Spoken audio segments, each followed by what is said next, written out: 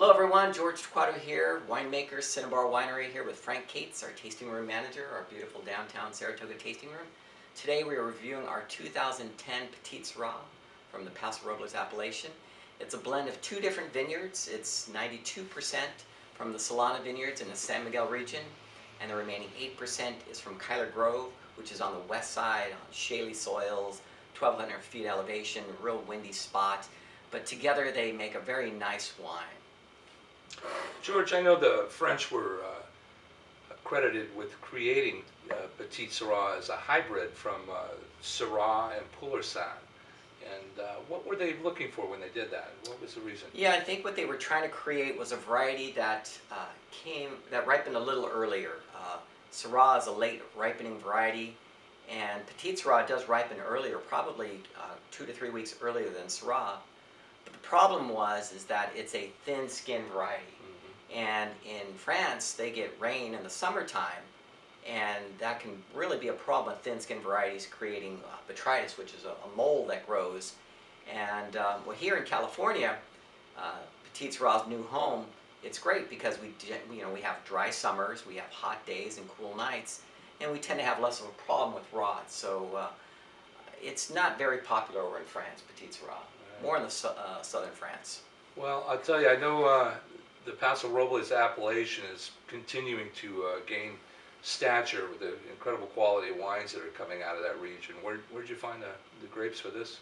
Yeah, it's all from Paso. What I like about Paso is I like the Rhones out of there. I think they do really well. I think that coupled with the climate, with the shaly, the limestone soils, I think those varieties really do well. You get the full expression of these wines down there. So I'm pretty excited about, Paso for Petite Sirah. Now, I noticed from our technical sheet on this wines that you're doing some punch down on the cap and you're using some free run juice and racking 3 times. How do you expand upon that a little bit? Yeah, what we do with Petite Sirah is we try not to over extract it. Petite Sirah can have really aggressive tannins. So what we try to do is we punch it down 2 to 3 times a day. When the fermentation is early, we do maybe once. As it gets moving along, we do 2 to 3 times. And then as it subsides, we do maybe once a day. And what we're trying to do is not over extract it. When we press after fermentation, we separate the press wine from the free run and then do trials and blend back just enough press wine, which has more tannins, to keep a balance in the wine without producing an over extracted wine. And then as far as our oak regime, we do primarily French oak, about 19 months in oak, and then we try to rack it maybe 3 to 4 times during the life of the wine in an attempt to soften it. And racking is when we take the wine out of barrel, wash the barrel, then put the wine back in. So what we're trying to produce is a more elegant style. This wine is only 14% alcohol. It doesn't have sort of the overripe or the pruny characteristics that you'll get in some Petite Sirahs.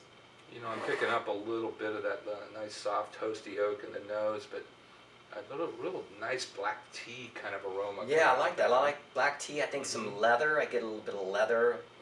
You know, a little tobacco, some black currants I get in here, So it's really got a nice range in the aroma. Let's give it a taste.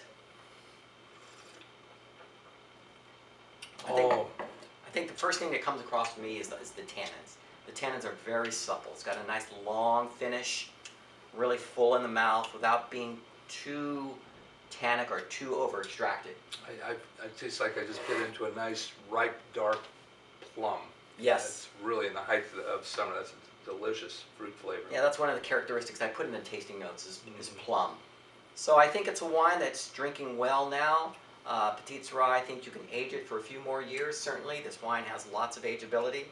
So get out the barbecue, throw the steaks on the grill, and enjoy. You've got another winner, George. Thank you, Frank. Cheers.